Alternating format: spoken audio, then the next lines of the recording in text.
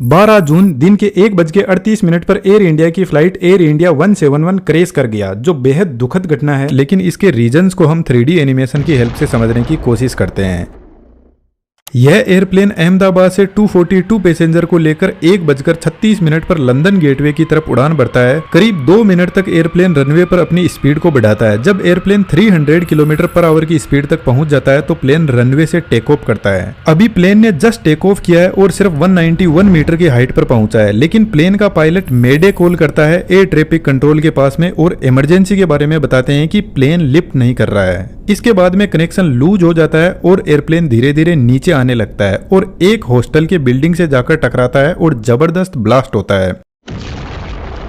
Out of 242 passenger 241 की जान चली गई, बाकी सिविलियंस भी इसमें मारे गए। इस वीडियो की रिकॉर्डिंग के टाइम तक कंफर्म नहीं हुआ है कि कितने लोगों की इसमें जान गई है, लेकिन ब्लास्ट बहुत जबरदस्त था। एयर इंडिया का बोइंग 7878 ड्रीम लाइनर एयरप्लेन काफी लंबी दूरी तय करने वाला था, अहमदाबाद से लेकर लंदन गेटवे की तरफ। तो इसके अंदर फ्यूल टैंक को फुल कर दिया गया। इसके फ्यूल टैंक की कैपेसिटी लगभग 1,26,000 लीटर की है। बेसिकली एयरक्राफ्ट का फ्यूल इसके विंग में ही भरा रहता है और विंग पर ही इंजन लगे रहते हैं। तो जब एयरक्राफ्ट ने उड़ना शुरू किया तो सिर्फ 2 ही मिनट इसने फ्यूल की खपत की और जैसे ही यह ग्राउंड पर आकर स्ट्राइक करता है तो इसमें बचा हुआ फ्यूल जबरदस्त आग पकड़ लेता है, जो एक बड़े धमाके का रीजन बनता है। अभी हमारे पास में कंफर्म न्यूज नहीं है इसके क्रैश के रीजंस की, लेकिन जब एयरप्लेन नीचे आने लगा तो लोगों ने देखा कि इसके इंजन में कहीं पर भी कोई आग नहीं लगी हुई थी, वह परफेक्टली काम कर रहे थे। लेकिन जब भी किसी फ्लाइट का इंजन फेल होता है तो इंजन पीछे की तरफ भयंकर आग को फेंकने लगता है, जिसको अभी हम आगे समझेंगे। लेकिन सबसे पहले हम पॉसिबल रीजंस को समझने की कोशिश करते हैं। फिलहाल जैसे एयरप्लेन रनवे पर खड़ा है, एयरप्लेन के यह विंग्स है और विंग के पीछे साइड में आप देखोगे फ्लैप्स लगे हुए हैं, जो कुछ इस तरीके से एडजस्ट होते हैं और आगे की तरफ लगे हुए स्लेट्स यह भी अपने एंगल को एडजस्ट कर सकते हैं और यही एयरक्राफ्ट को टेक ऑफ और लैंड करवाते हैं। जब इंजन स्टार्ट होता है तो यह आगे से हवा को खींचता है और पीछे की तरफ हाई स्पीड में फेंकने लगता है, जिसकी वजह से एयरक्राफ्ट को आगे की तरफ थ्रस्ट लगेगा और एयरप्लेन रनवे पर दौड़ने लगेगा। लेकिन यह जो कंडीशन है इसमें सिर्फ इंजन की पावर से एयरप्लेन आगे बढ़ रहा है। यदि हमने फ्लैप्स और स्लेट्स को एक्टिवेट नहीं किया तो एयरप्लेन सिर्फ रनवे पर चलता रहेगा, टेक ऑफ ही नहीं कर पाएगा। लेकिन जैसे ही पायलट फ्लैप के एंगल को बढ़ाते हैं, एयरप्लेन धीरे धीरे टेक ऑफ करने लगेगा। इसके पीछे सबसे बड़ा रीजन है इनकी डिजाइन, जो एयरफॉइल मैकेनिज्म को फॉलो करती है। जैसे यह एक एयरफॉइल मैकेनिज्म है, जब हवा इससे टकराती है तो कुछ इस तरीके से आगे निकल जाती है, लेकिन जब हम इसका एंगल बढ़ाते हैं तो अब आप देखोगे कि यह एयरफॉइल के इस पॉइंट पर हवा का जो प्रेशर है वह ज्यादा लगने लगेगा और ऊपर से जो हवा जा रही है वह सीधी निकल जाएगी। तो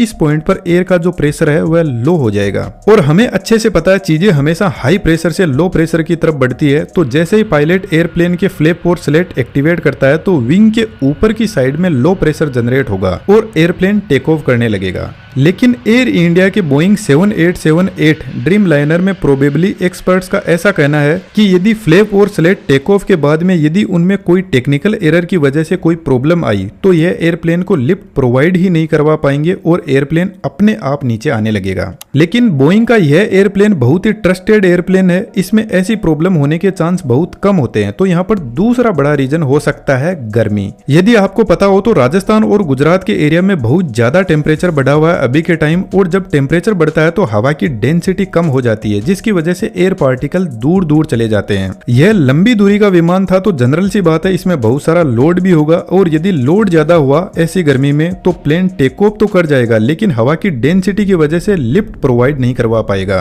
फिलहाल जैसे एकदम ठंडा मौसम है और हवा में एयर के पार्टिकल एकदम पास में है, तो इतनी हाई डेंसिटी वाले एयर पार्टिकल जब प्लेन के विंग से टकराते हैं तो यह प्लेन को अच्छा खासा ऊपर की तरफ फोर्स लगाने लगेंगे।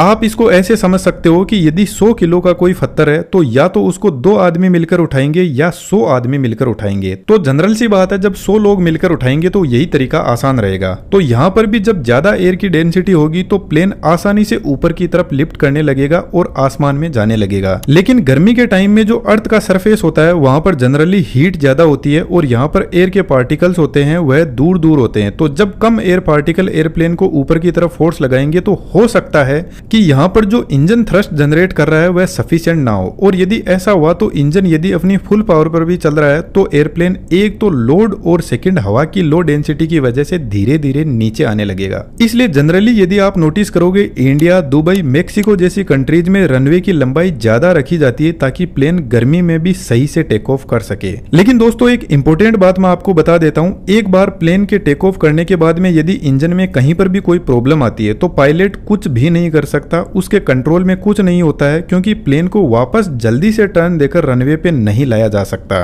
तो यहाँ पर हो सकता है कि यदि कोई बर्ड बाई चांस यदि इंजन में फंस गया हो तो यह भी एक बड़े हादसे का रीजन बनता है, लेकिन इसके चांस कम है। फिर भी हम समझते हैं कि एक बर्ड कैसे इतने बड़े एयरप्लेन को क्रैश कर सकता है।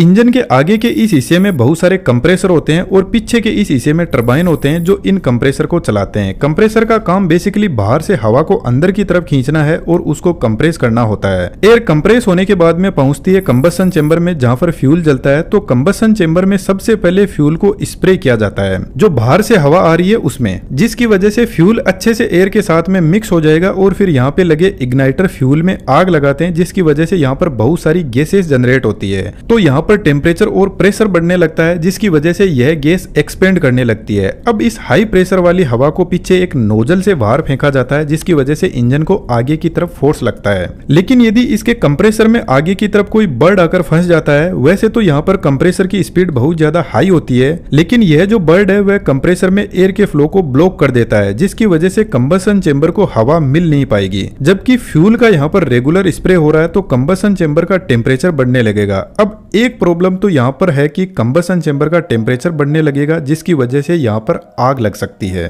दूसरा रीजन यह है कि फ्यूल को जब प्रॉपरली ऑक्सीजन की सप्लाई नहीं होगी तो वह बिना जला हुआ ही इंजन से बाहर की तरफ निकलने लगेगा और जैसे ही उसको ऑक्सीजन मिलेगी तो वह एकदम से आग पकड़ लेगा। इसी वजह से जनरली यदि कोई बर्ड कंप्रेसर में फंस जाता है तो इंजन में से तेज आग बाहर निकलती है। यह जो प्रॉब्लम होती है इसको कंप्रेसर स्टॉल बोलते हैं, जिसमें कंप्रेसर को प्रॉपर हवा की सप्लाई नहीं मिल पाती है। इसके अलावा दोस्तों एयरप्लेन एक बहुत ही टेक्निकल मशीनरी होता है, जिसमें और भी बहुत सारी इंजीनियरिंग काम करती है। तो कहीं पर भी कोई भी फेलियर हो सकता है और इस फेलियर का तभी पता चलेगा जब ब्लैक बॉक्स से फ्लाइट डेटा रिकॉर्डर की हिस्ट्री मिलेगी। ब्लैक बॉक्स बेसिकली एयरप्लेन की हर एक एक्टिविटी को रिकॉर्ड करता है। उम्मीद करता हूँ आपको बहुत कुछ समझ में आया होगा। जैसे ही हमें कंफर्म न्यूज मिलती है तो हम फिर से इस पर वीडियो बनाने की कोशिश करेंगे, लेकिन दोस्तों कुछ वीडियो ऐसे आए हैं जो वाकई में बहुत विचलित करने वाले हैं, जिससे अंदाजा लगता है कि ये एक्सीडेंट बहुत ही ज्यादा खतरनाक था। बस उम्मीद है कि भगवान उनके परिवार के लोगों को हिम्मत और शांति दे। Thank you.